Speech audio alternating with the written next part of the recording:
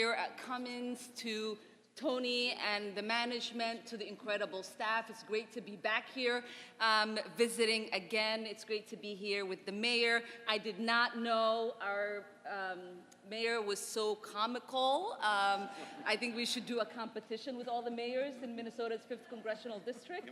Hands down, Hands down. It's just an honor to also be here with our governor, celebrating the incredible work and the ways in which he's partnered with us on a federal level. And it's always an honor to be here with our senior Senator Amy Klobuchar and junior Senator Tina Smith. And it is an honor to have the ability to welcome President Biden to Minnesota's 5th Congressional District today. We are proud to be part of your Investing in America tour, to highlight the investments your administration is making to address the climate crisis and everything that we are doing here in Minnesota as well. As you've probably learned by now, Mr. President, here in Minnesota's 5th, the weather might be cold, but the people have warm hearts.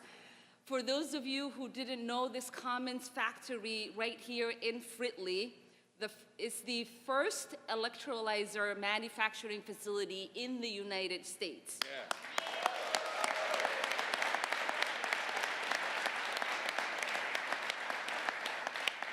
The electrolyzers manufactured here produce clean hydrogen energy that will help decrease carbon emission and reduce our carbon footprint, which has been a priority for me and so many others who've been fighting against climate change.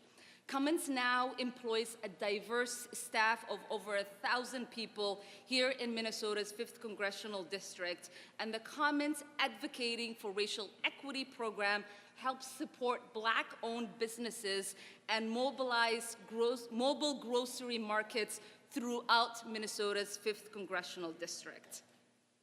The electrolyzer facility will add another 100 green jobs right here in Fridley. That's what investing in America and its future looks like.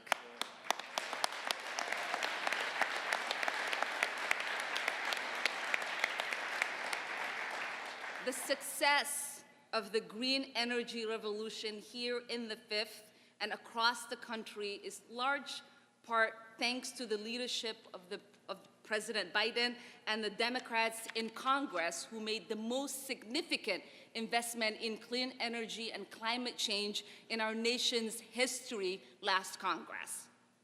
Across my district, we have helped establish a new era of American innovation and ingenuity to create good-paying jobs and confront the existential threat of the climate change. Since President Biden took office, we have been able to add 185,000 jobs across Minnesota. 120,000 new businesses have also been created, and the president's efforts have spurred over $2 billion in private investments. Yeah.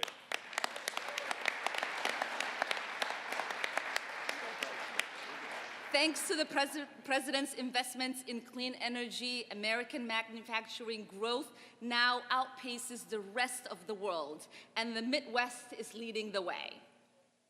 If we're going to truly address the climate crisis, it's going to take bold action, bold investments in clean energy future. And that is what we are doing right here in Minnesota. I want to thank the president again for his partnership, for his leadership, and for his dedication. And now it is my honor to welcome Senator Tina Smith. Thank you, Congresswoman.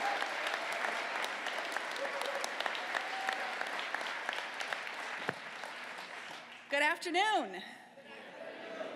I want to thank President Biden for being with us here today. I want to thank all of my esteemed colleagues standing behind me, and I want to thank all of you as we are here today to celebrate the Inflation Reduction Act, which is the most significant climate legislation ever to have passed the United States Congress and be signed into law.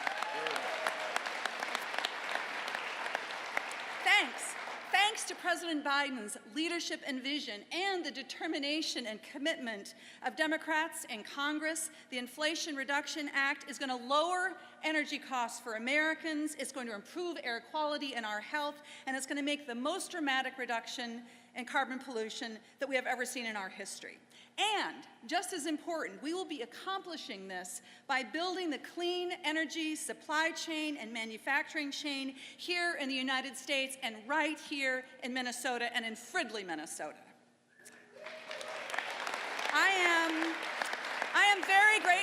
I am very grateful for the tenacious effort of the Biden-Harris team to get this new law up and running fast. And President Biden has been clear. We need to move fast and we need to deliver results for Americans. And that is what the President is here to talk about today at Cummins. Now, thanks to this landmark law, we are starting up manufacturing in Fridley to build electrolyzers, as you have heard, which is a vital part of the supply chain for creating green hydrogen, which will help us clean up and decarbonize heavy transportation and heavy industry. And this is going to be a big deal. The Inflation Reduction Act creates huge opportunities for companies like Cummins to build out that supply chain for new clean energy technology here at home.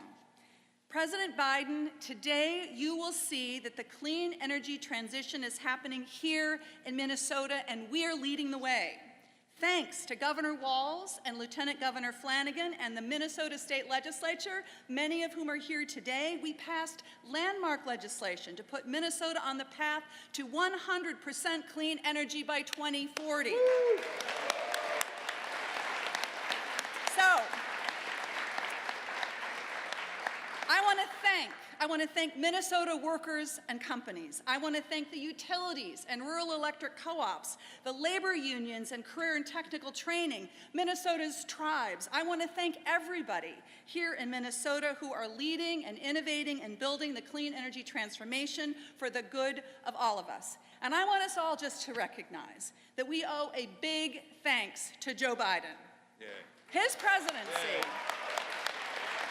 His presidency, I truly believe, has been one of the most effective and consequential in our history. Our country is lucky to have Joe Biden as our president, and I feel honored to stand here before all of you and help to welcome him to Minnesota. Now, please join me in welcoming our senior senator, though I am a year or two older than she is. So when everyone calls me junior senator, I feel a little happy. Please join me in welcoming our amazing senior senator, Senator Amy Klobuchar.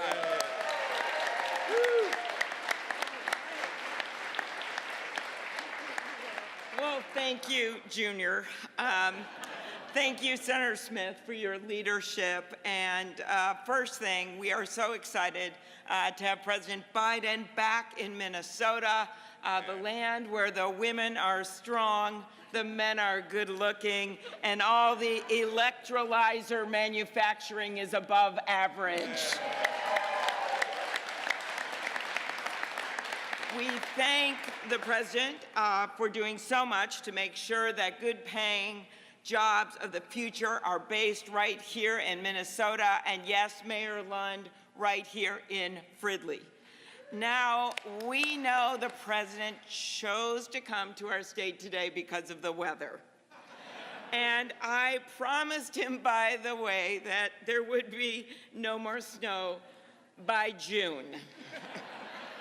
But it is wonderful to be here with the governor, with my good friend, Congresswoman Craig, by the way, is here, Angie Craig, as well as Tina Ilhan, and we also, of course, Betty McCollum is a member of our delegation. We actually saw Congresswoman Fishbuck when we were at the derailment in her district, and I will say Minnesota's congressional district delegation, just so you guys know, is half women, and we are one of only 4 states in the country to send not 1, but 2 women to the U.S. Senate. But we are most proud today of the Cummins workers. Incredible. Every one of you that I see you, but I see your family standing with you, your moms and your dads and your brothers and your sisters and your kids. because they are so proud of you and what you're doing today. Over the last century, this company has become a global energy leader known for providing powerful, reliable engines for our nation's military. And for the last 60 years, those generators have been built right here in Fridley. But like any good business, this business does not rest on its laurels. Its leaders understand that innovation will make them the powerhouse of tomorrow. With this forward-looking technology, we will literally be able to yank energy in the form of hydrogen from water, and we can do it without any carbon emissions. Now, there's a lot of science involved here, but let's put it in simple math terms.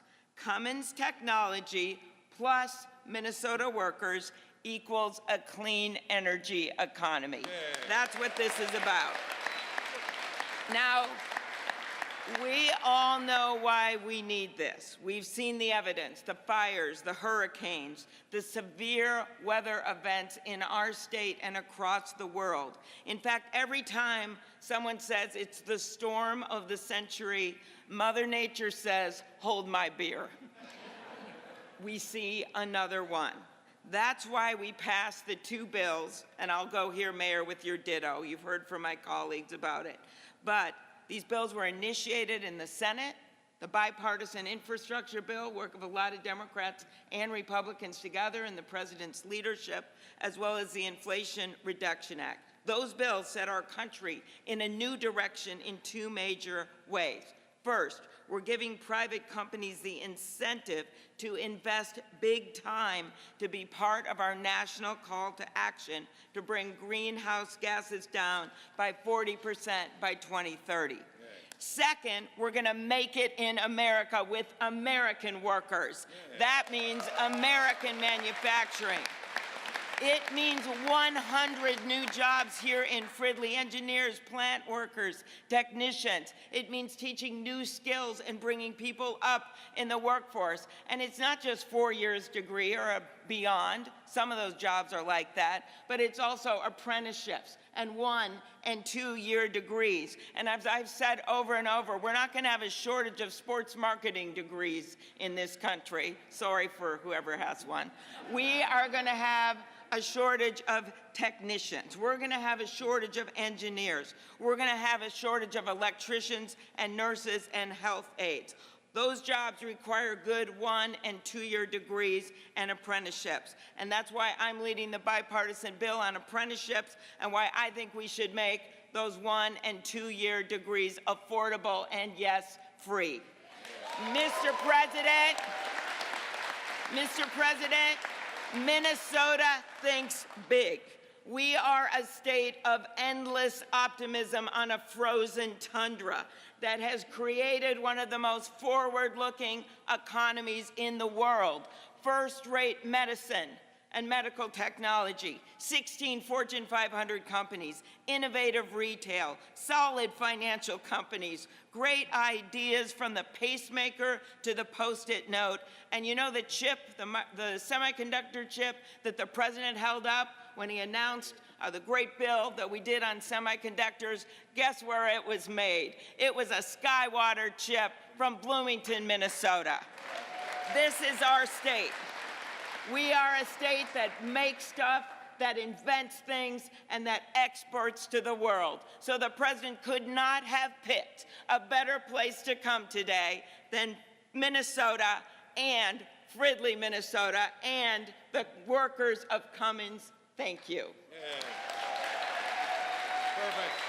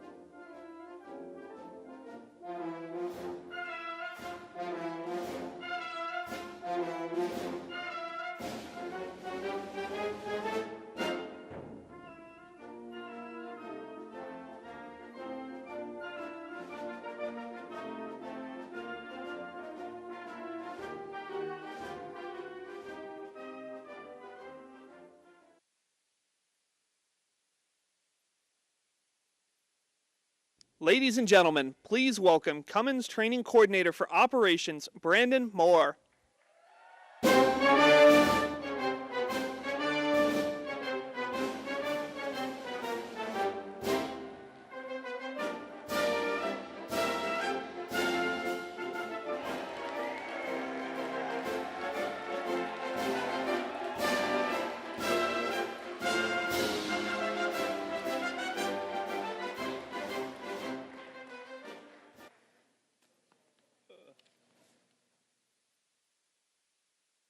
Hello, everyone.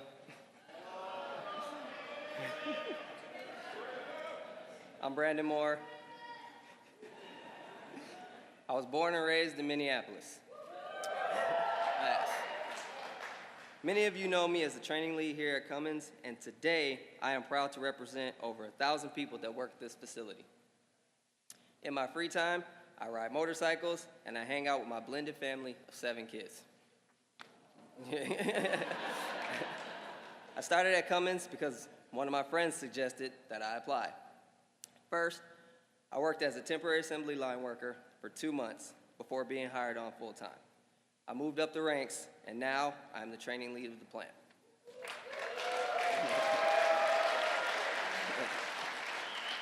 This means I train all the new hires who will be working on the shop floor on how to assemble, test, and package generators to be shipped across America and across the world, and that matters. Because at Cummins, we manufacture generators that power everything from recreational vehicles to generators that power data centers and hospitals in case of power outages. We are now building a new production line for electrolyzers that will use clean energy to power buses, trains, and so much more. I love working here. And I love being a part of an innovative company and a diverse team that builds things that have an impact on people's lives.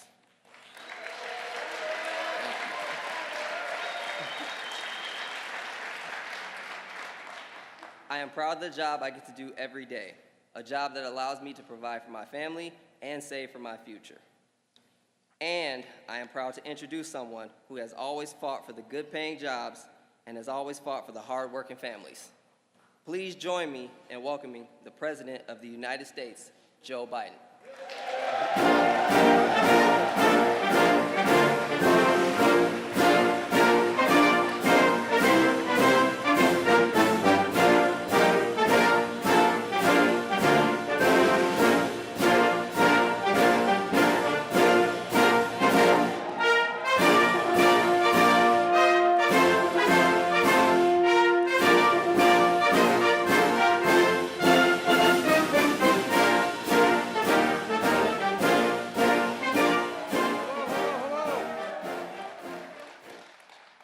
Please have a seat if you have one.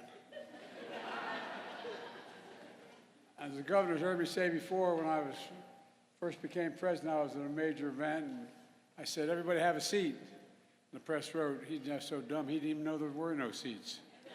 Anyway, I'm glad you have seats to sit in because you've been standing a long time.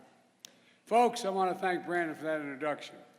And Mayor Scott Lund, thank you for the passport into the city.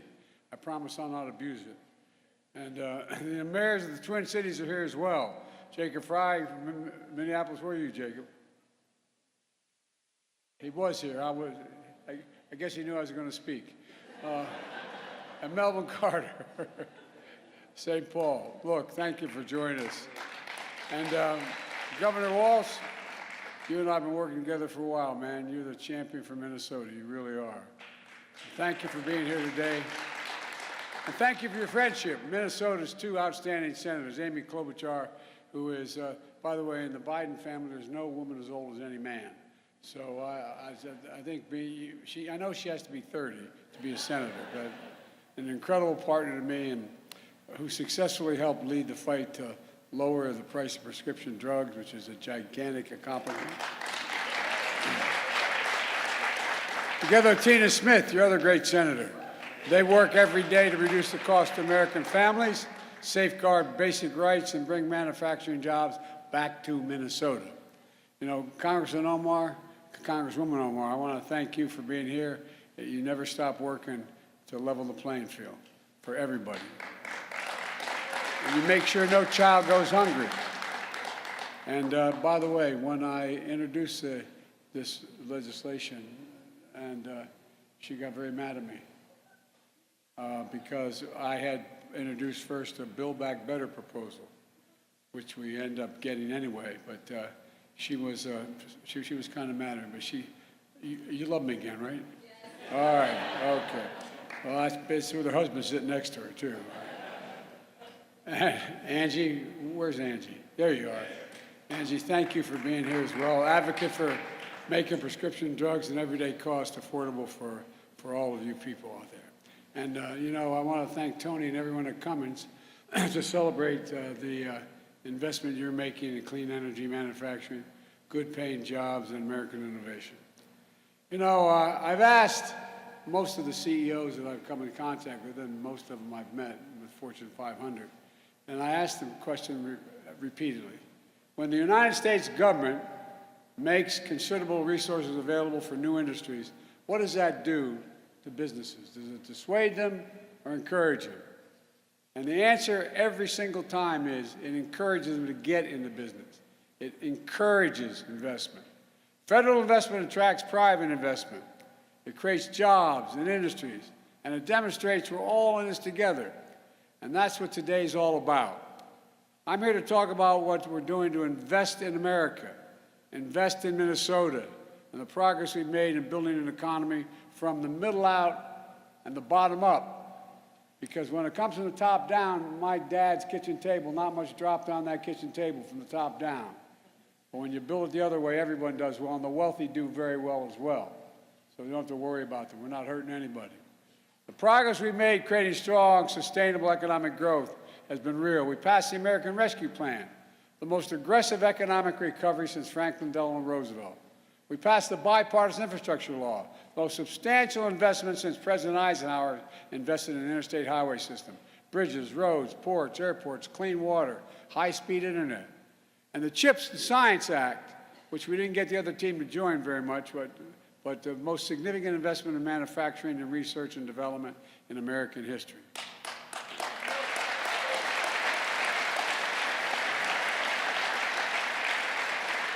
And the Inflation Reduction Act, the most transformative investment in climate ever. And by the way, not just ever here, ever anywhere in the entire world. The entire world.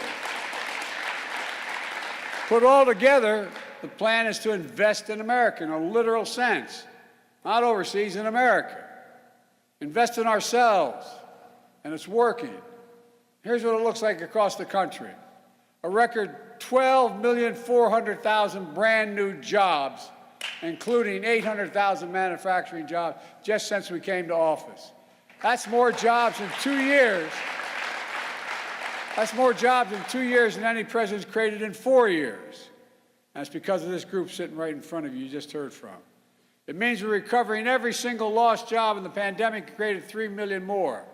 Instead of exporting jobs to get cheaper labor costs, that's what we did for decades. We used to lead the world, by the way, in investments. But what we started to do, we started exporting jobs and importing product, generating deficits. Now we're creating American jobs and exporting American products and growing our economy. Since I took office, we've attracted commitments from more than $435 billion in private investment in less than 2 years. And American manufacturing, American energy, look, and we've announced over 23,000 infrastructure, construction jobs, projects, in over 4,500 cities and towns all across America. Groundbreakings for new roads and bridges and airports, projects to deliver clean water, high-speed internet to homes and schools. And we're going to clean your Great Lakes while we're at it, by the way. Plus, my economic plan is building more clean energy future made in America. Not in America, made in America. For example, we're building a network of 500,000 electric vehicle stations by the IBEW all across America. Right here in Minnesota, when you're driving across I-94, or taking I-35 through the Twin Cities, charging stations will be easy to find, as easy as it is to find a gas station today.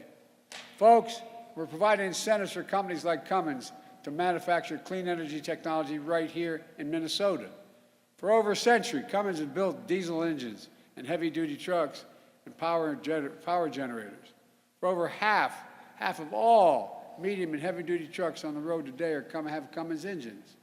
Well, today you made generators for the Department of Defense for decades, as I walked through and saw them. World War II, 50% of all the diesel and gas generators used by the Allies in the war came from Cummins. When Cummins first manufactured hydrogen electrolyzers, they had to make them overseas. These are the machines that make clean hydrogen, a renewable energy used to power our economy, from clean cars to trucks to steel to cement manufacturing. But now, thanks to the Inflation Reduction Act, with the tax credits for renewable energy, Cummins is going to manufacture these electrolyzers here in America for the first time.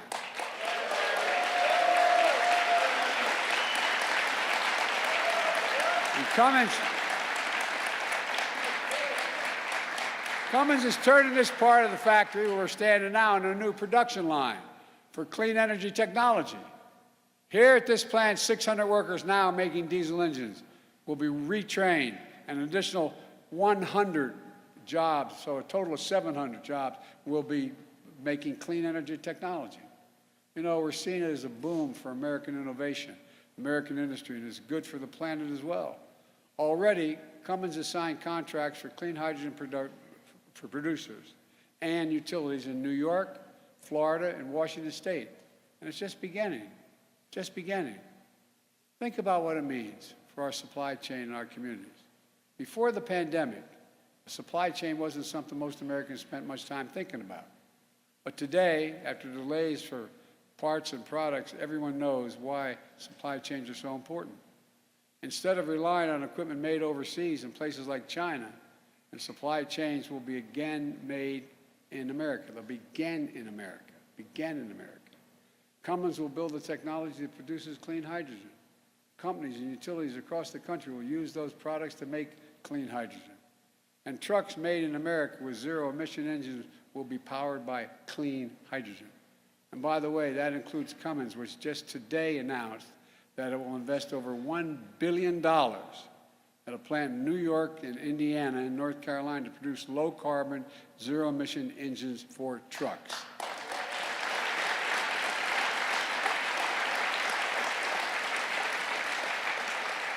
And the point here is it's all made in America rather than overseas.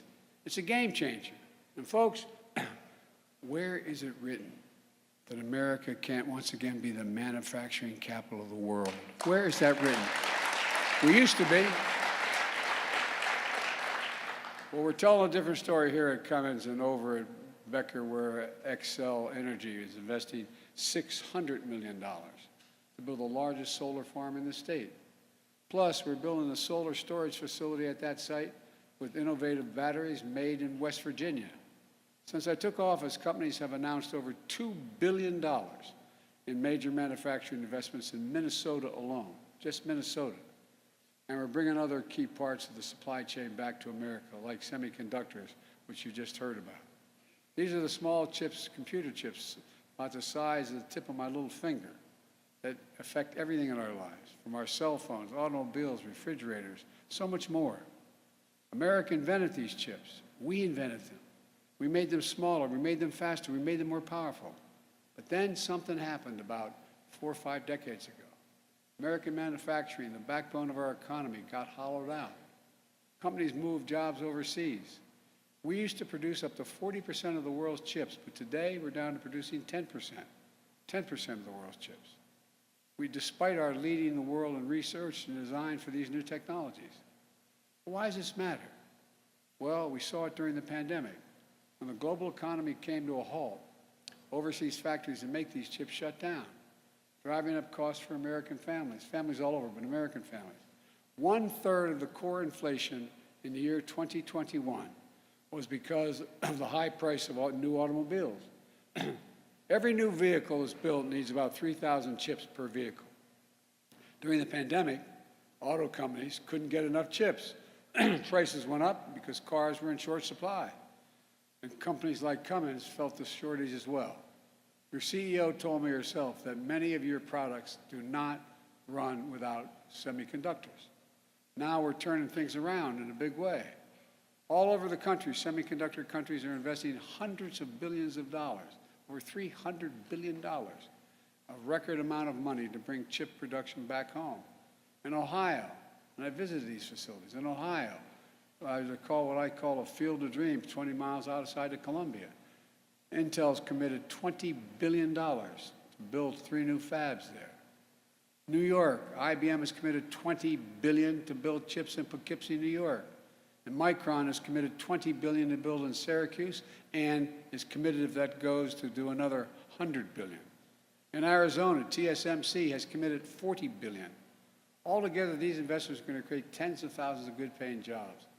Jobs in both construction and in the operating fabs, the factories. They're about the size of 4 football fields. Jobs that can pay an average of $130,000, this is the average now, $130,000 a year working those fabs. You know the good news is? You don't need a college degree. You don't need a college degree. It matters. Here in Minnesota, Governor Walz and members of his legislature are working to invest $500 million in matching funds for semiconductors and biomanufacturing to go along with our federal investment. Plus, your governor signed a historic law to deliver 100% carbon pollution-free electricity across the state, as one of the senators mentioned, across Minnesota by 2040. By 2040.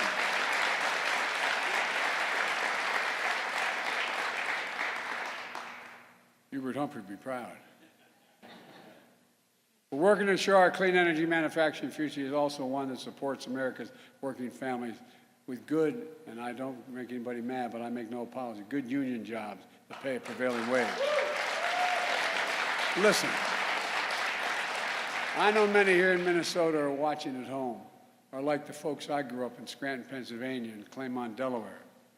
You feel left out, left behind in an economy that's rapidly changing. I get it. I get it.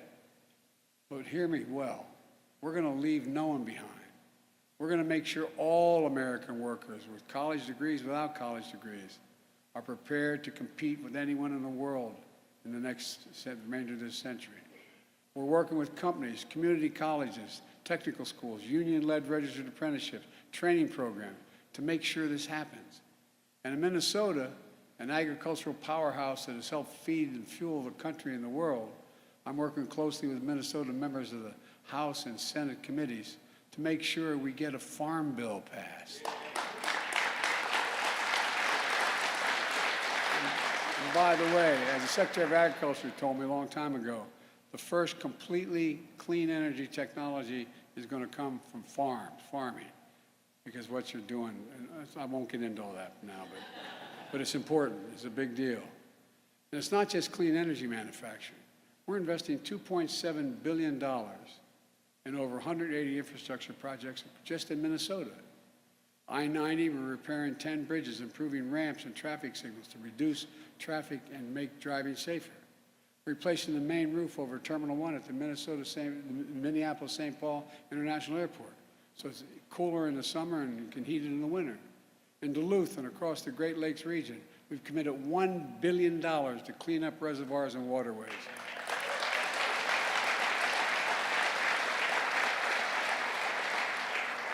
And already nearly 200,000 Minnesota families now have affordable high-speed internet they didn't have 2 years ago because of the infrastructure law. And these investments mean, by the way, you moms and dads who didn't have that internet available to you, next time your kid has to do homework online, you don't have to pull up in front of a McDonald's and work off their power. I'm not joking. All these investments mean that now if you grow up in Minnesota, or you go to a school in Minnesota, you can stay in Minnesota. The Midwest is coming back screaming. Good jobs. You can raise a family on. You don't have to hear your son or daughter say, "Mom, I love it here, but there's no work for me.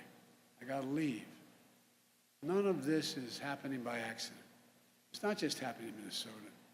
It's all part of my agenda to invest in America, American jobs, American innovation, pride in our country. The word my dad most often used is every worker deserves to be treated with dignity, and their families looking for that as well. Folks, and by the way, we can afford everything I just explained and reduce the deficit by asking, by the way, we have about 1,000 billionaires now in America. You know the average tax rate they pay in taxes? 3%, T-H-R-E-E.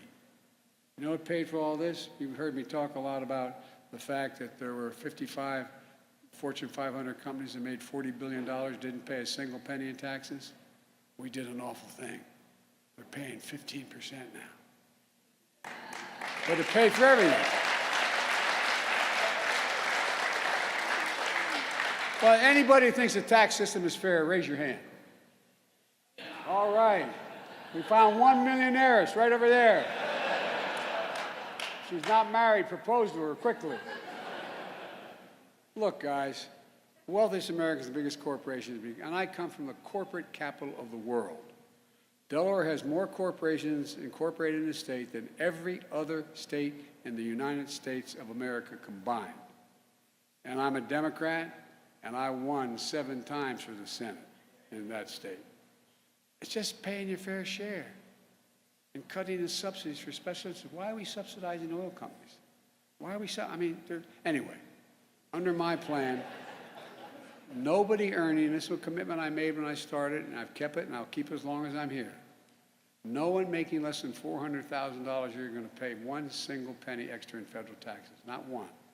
And for example, because the law that I worked on for decades and got signed into law last year, with the help of your congressional delegation, took on Big Pharma.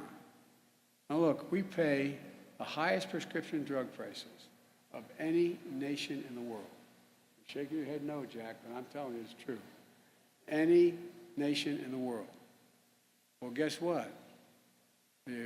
Down over at the Veterans Department, they can negotiate the prices they're going to pay for the drugs that they're going to supply for our military in need, because it's a big market. Well, guess what? We've been trying for years and years to make sure that Medicare could negotiate with the drug companies. Well, Medicare finally has the power to negotiate lower drug prices. And with lower drug prices, you know what it's going to do? It's going to save the taxpayers $160 billion a year. Save them. You know why?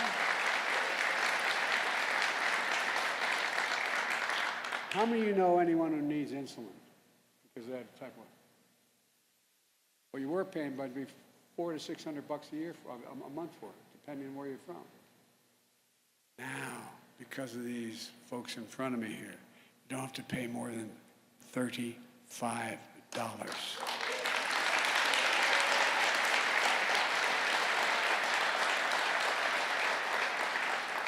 You know why? That's fair for a simple reason. You know how much it costs to make it? The insulin? $10. $10. Been around for 100 years, $10. By the way, there's a couple other provisions there. If your mom or dad, God bless them, are on expensive prescription drugs, and God forbid they get cancer, well, they can pay as much as $14,000 a year for the cancer drugs they need. Not anymore. Beginning in 2025, guess what? All your drugs, you can never have to pay more than $2,000 a year, no matter how much it costs, if you're on Medicare.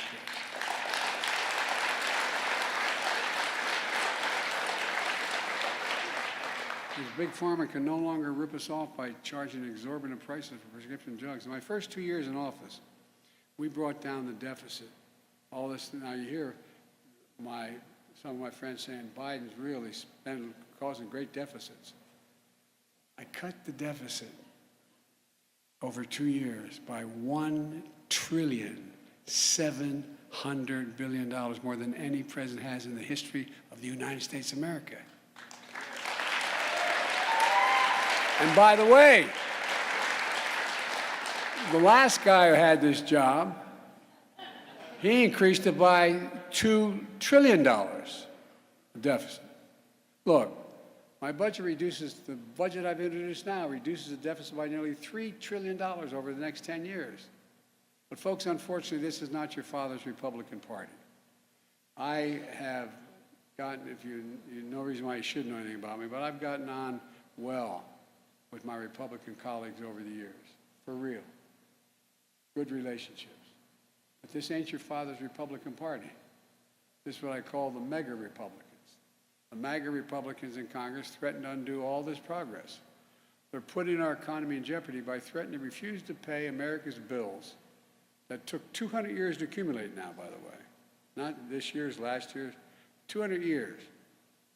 They said they're not going to pay the bill, which would, for the first time, America would default on its debt, which would throw us not only in recession, but would be a disaster for the economy internationally.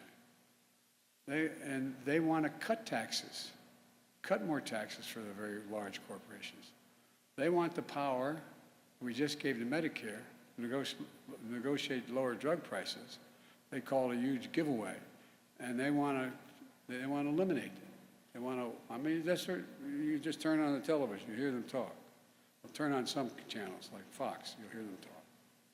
Big Pharma increased the deficit, the cost of the taxpayers by another $2 billion. Look, based on what we know so far, their plans would explode the deficit, increasing it by more than $3 trillion in the next 10 years. And they also want to cut the investments in clean energy manufacturing and encourage companies to expand and create jobs here. Look, you know, as I said, this clean energy proposal we have, it's $368 billion. Seems like our Republican friends want to cede clean energy future to China, make us dependent on overseas supply chains, export jobs overseas, and weaken our energy security. The MAGA Republicans in Congress also want to cut the CHIPS and Science Act, stripping our investments for the next generation of science and technology, from biomanufacturing to quantum computing. Take away, get rid of it. That would mean ceding the future of innovation and technology to China. Well, I've got news for my MAGA Republican friends. Not on my watch. Not on my watch.